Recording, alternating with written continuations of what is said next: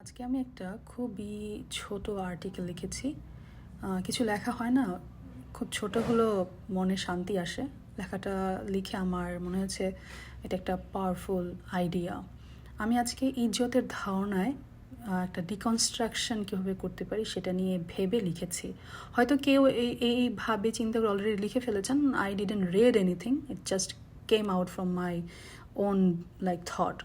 তো আমি সেখানে যেই ধারণাটা দেওয়ার চেষ্টা করেছি সেটা হচ্ছে যে ইজ্জতকে আমরা যদি মোর সেলফ ডেফিনেশন দিয়ে বুঝতে চেষ্টা করি, একজন নারী তার ইজ্জতকে যদি তার নিজের জায়গা থেকে তিনি বোঝেন, তাহলে সেই জায়গায় এক ধরনের নারী মুক্তির নতুন ধরনের পসিবিলিটি তৈরি হবে। আমরা যেভাবে ইজ্জত, সম্মান, অনার এগুলোকে বুঝি, এগুলো হচ্ছে মোর প্যাসিভ, যেখানে অন্য কেউ আমাকে ইজ্জত দেয়, আমি সেটা রিসিভ করি। এই একটা প্যাসিভ জায়গা থেকে না বুঝে আপনি more agency related, self agency related জায়গা থেকে যদি ইজ্জতকে বুঝতে চেষ্টা করেন, যেখানে ইজ্জতের ধারণা ব্যক্তি নিরূপণ করে, তো সেরকম জায়গায় যদি ইজ্জতের ধারণাকে আমরা প্রতিষ্ঠিত করতে পারি, নারীর জন্য এটা একটা খুবই কল্যাণকর ধারণা হবে। যেখানে নারী দেখবে যে সমাজ তাকে নানাভাবে তার ইজ্জতের ধারণা দিয়ে তাকে যে শোষণ করে, সেটা অ্যাকচুয়ালি তো আরোপিত, এবং তাকে আমি বলবো যে দমিয়ে রাখার জন্য সমাজ এটা করে। তো যেহেতু আমাদেরকে দমিয়ে রাখার জন্য সমাজের এই ইজ্জতের ধারণা, আমরা না নিলাম সেই ইজ্জতের ধারণা, সেই ইজ্জতের ধারণার জায়গায় আমরা নিজেরা নিজেদের ইজ্জতের ধারণা প্রতিষ্ঠিত করলাম, তাহলে আমরা আসলে রেহাই পাবো। এই যে নানাভাবে আমাদের ইজ্জতের ধারণা দিয়ে আমাদের শেম, আমাদের অনার, ইজ্জত সব কিছু সমাজ বা এই যে পুরুষতান্ত্রিক সমাজ ব্যবস্থা সে নির্ধারণ করে দেয়, সেটা দিয়ে আমরা যদি সারা জীবন ইজ্জতকে বুঝতে চেষ্টা করি, তাহলে আমরা আসলে ইজ্জত কখনোই ধরে রাখতে পারবো না। আপনি অবিবাহিত, বিবাহিত, ডিভোর্সি, বিধবা, আপনি যে অবস্থায় থাকেন, আপনি যদি আপনার ইজ্জতের ধারণা নিজের কাছে না নিয়ে আসেন, আপনার ইজ্জত রক্ষা করা বেশ মুশকিল। এখানে ইজ্জত বলতে আমি অনার বলছি, আমি বারবার রিপিট করছি যে আমি কি বলছি। আমরা যেভাবে ইজ্জত বলতে যেই ধারণা আমাদের আছে যে একজন মানুষ আমার গায়ে হাত দিল, আমাকে হ্যারাস করলো, আমার ইজ্জত চলে গেল, এটা ইজ্জত চলে যাও না, এটা এক ধরনের হ্যারাসমেন্ট। হ্যাঁ, সেখানে আমার কিছু যায় না, বাট আমি হ্যারাসমেন্টের শিকার হয়েছি। ওকে, আমার সাথে কেউ ক্রাইম করেছে, সেটা একটা ঘটনা, কিন্তু আমার ইজ্জত সেটা আমার নিজের, এটা কেউ কেড়ে নিতে পারে না। তো এই যে ইজ্জতের ধারণাটা আমরা যদি এভাবে চিন্তা করতে পারি, আমাদের নিজেদের ডেফিনেশন দিয়ে আমি আমার ইজ্জত কিভাবে ধরে রাখতে চাই সেটা দিয়ে বারবার ডিফাইন করতে শিখি,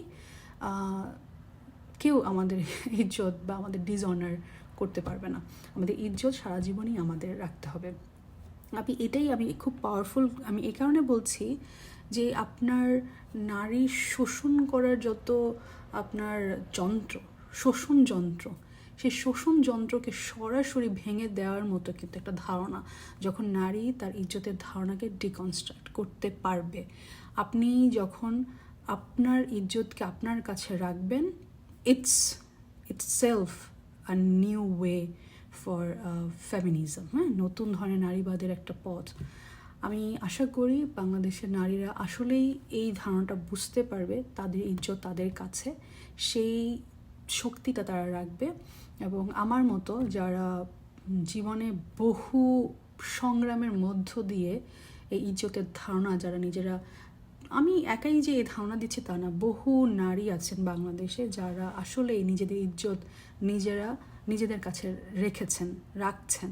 তো আমি সেই নারীদের এবং একজন প্রতিনিধি হিসেবে আমি নিজেও যেটা বিশ্বাস করি, কারণ আমাকে নানাভাবে এই সমাজ ডিসঅনার করতে চেষ্টা করেছে। হ্যাঁ, আমার অতীত নিয়ে, আমার বেড়ে ওঠা, আমার একটা পারিবারিক টানাপোড়েন, আমার নিজের কিছু টানাপোড়েন, সব কিছু মিলিয়ে আমি দেখেছি যে পুরুষতান্ত্রিক সমাজ ব্যবস্থা আমাকে ডিসঅনার করার চেষ্টা করেছে। এবং আমি যেহেতু এই সমাজেরই একজন সদস্য, আমি ওই ডিসঅনারটাকে আমি খুব ভয় পেতাম। আমার কাছে মনে হতো যে এই যে আমার টানাপোড়েনগুলো, আমার লাইফের এই কষ্টগুলো, যেগুলোর জন্য আমি নিজেও দায়ী না, হ্যাঁ, আপনার সাথে এমন কিছু ঘটনা ঘটেছে যেগুলোর জন্য আপনি নিজে একদমই দায়ী না, তারপরও মানুষ আপনাকে ছোট করতে চায় অন্যের কাছে। আমি এগুলো অনেক বছর আমার নিজের কাছে ধরে রেখেছি। আমি খুবই খুবই সাহসী একটা নারী। এই কারণে বলবো, আমি যে বয়স থেকে সাহস তৈরি করে জীবনে এগিয়েছি, আসলে সেই বয়সটা সাহস বোঝার বয়স না। আমি ক্লাস 9 থেকে সাহস বোঝার বয়সে আমার শুরু হয়েছে। তো সেই সময় থেকে আমি আসলে সাহস করেই যাচ্ছি। আমি জানি এটা খুব ইমোশনাল একটা বিষয়, তারপরেও বলছি, অনেক হয়তো বুঝবে না। একটা ক্লাস 9-এ পড়ে একটা মেয়ের বয়স কত? আমার মেয়ে এখন 3rd গ্রেডে পড়ে। তো আর কয়েকটা বছর গেলে ও ক্লাস 9-এ উঠবে। তো আমি সেই বয়স থেকে আমার অনারকে রিগেন করার চেষ্টা করে যাচ্ছি। এবং এই যে আমি চেষ্টা করে যাচ্ছি, এই চেষ্টাটা আসলে কোনো ম্যাটার করে না টু মাই সোসাইটি। ম্যাটার করে যে যে স্ট্রাগলটা আমি যে স্ট্রাগলের মধ্য দিয়ে আমি গিয়েছি, সেটা আমাকে ডিফাইন করবে। So I saw that, like, এই যে আমার সংগ্রাম করার শক্তি, এটাকে অনারই করছে না, বরং আমার সাথে যা হয়েছে সেটা দিয়ে আমাকে ডিসঅনার করার যে প্রচেষ্টা। এবং আমি বলছি যে এই ঘটনাগুলো আমি নিজেও দায়ী না। পারিবারিক টানাপোড়েন, সমাজ ব্যবস্থার মধ্য দিয়ে মানে বড় হতে যে বিভিন্ন ধরনের টানাপোড়েনের মধ্য দিয়ে আমরা যাই, বিভিন্ন ঘটনার আমরা শিকার হই, সেগুলোর কারণে আমাদেরকে দোষী করা, সেগুলোর কারণে আমাদেরকে ছোট করা।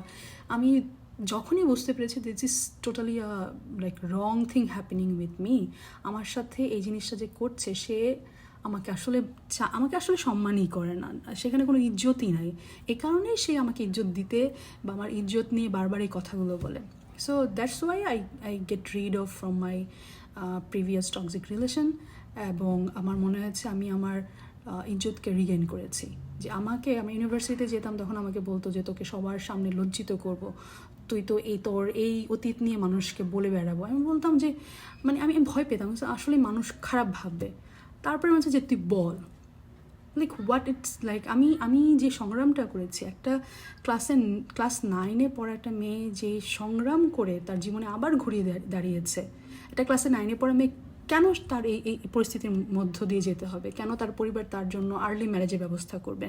এবং সে কেন পড়ালেখার জন্য যুদ্ধ করবে? তার তো এই পরিস্থিতির মধ্যে পড়ারই বিষয় না, তাই না? তারপর আমি আমার মাকে ব্লেম দেই না, আমি আমার পরিবারকে ব্লেম দেই না। আমি দেই না, কারণ তারাও একটা ওই পুরুষতান্ত্রিক সমাজ ব্যবস্থারই তারাও একটা অংশ, আমি অংশ ছিলাম। যখন আমি ছাড়তে পেরেছি, তখন আমার কাছে মনে হয়েছে যে I regain my agency, I regain my izzat. তো আমি চাই বাংলাদেশের নারীরা, আমার বোনেরা, আমার কন্যারা, তারা ইজ্জতের ধারণা খুব খুব ভালো মতো বুঝবে এবং নিজেদের অনার, নিজেদের ইজ্জত নিজেদের ডেফিনেশনে নিয়ে আসবে। আপনার সমাজ, আপনার পরিবার, আপনার রিলেটিভ আপনাকে ইজ্জত করে কি করে না, তার চেয়ে বড় বিষয় হচ্ছে আপনি নিজেকে ইজ্জত করেন কি না, আপনি কীভাবে নিজেকে ইজ্জত দিতে চান, কীভাবে রেসপেক্ট করতে চান। সেই জায়গা দিয়ে বারবার ইজ্জতকে বুঝুন এবং সমাজ ব্যবস্থার, এই পুরুষতান্ত্রিক সমাজ ব্যবস্থার যে ইজ্জতের ধারণা, ছুঁড়ে ফেলে দেন, ডাস্টবিনে ফেলে দেন। আপনি ভালো থাকবেন। এই ইজ্জতের ধারণায় বানানোই হয়েছে আপনি যাতে ভালো না থাকেন তার জন্য। সো এটাই আমার আজকের আর্টিকেলটার মেইন আর্গুমেন্ট ছিল। আর আমি স্ট্রং ফিমেন, কারণ আমি অনেক ছোটোবেলা থেকে আমার জন্য আমি দাঁড়াচ্ছি, আমার জন্য সংগ্রাম করছি। যে এই সময়টা আসলে নারীর সংগ্রাম করার বয়স না, সে বয়স থেকে করছি। So I believe it's a beautiful journey. কোথায় যাব, কোথায় পৌঁছাবো, এটার চাইতে বড় কথা হচ্ছে যে আমি যে জার্নিটার মধ্য দিয়ে গিয়েছি, ইটস প্রেশিয়াস। আমাকে ভাঙার জন্য অনেক কিছু সমাজ ব্যবস্থায় রাখা ছিল, কিন্তু সেগুলোর পার করে আমি সামনে আগাচ্ছি। So that's my agency, that's my izzat. ভালো থাকবেন সবাই, খোদা হাফেজ।